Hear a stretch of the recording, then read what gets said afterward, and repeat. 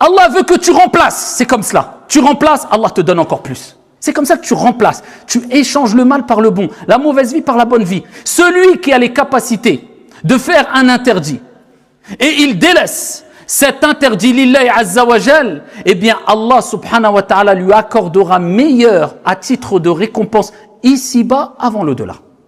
Ici-bas avant l'au-delà. Et les exemples dans le Coran et la Sunna sont nombreux. À titre d'exemple, regardez, le prophète alayhi salatu wa sallam fait sahih quand il dit celui qui délaisse l'expression de la colère, celui qui ne laisse pas éclater sa colère, alors qu'il en a les capacités. On te fait du mal, tu veux te mettre en colère, tu peux. La personne en face de toi, tu peux l'écraser. C'est un moustique pour toi. Mais lui, il croit que tu es faible. Mais toi, tu le fais parce que celui qui se rabaisse pour Allah, Allah l'élève. Eh bien, toi, tu ne laisses pas exprimer ta colère. Allah, subhanahu wa ta'ala, l'appellera devant toutes ces créatures au jour de la résurrection. Imaginez-vous, toutes ces créatures. Et il dira, à titre de récompense, choisis celle que tu veux parmi Hur al-Ain. Le prophète, alayhi salatu wa sallam, fait sahih.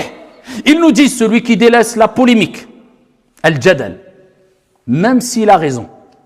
C'est bleu, non c'est noir, c'est bleu, khlas c'est bleu, comme tu veux, khlas passe à autre chose. Non, on s'accroche, mais non c'est... Même si tu as raison, Allah lui construit une maison à la périphérie du paradis. Parce que tu as délaissé quoi? Ce qui est moins bon. Pour qui? Pour Allah.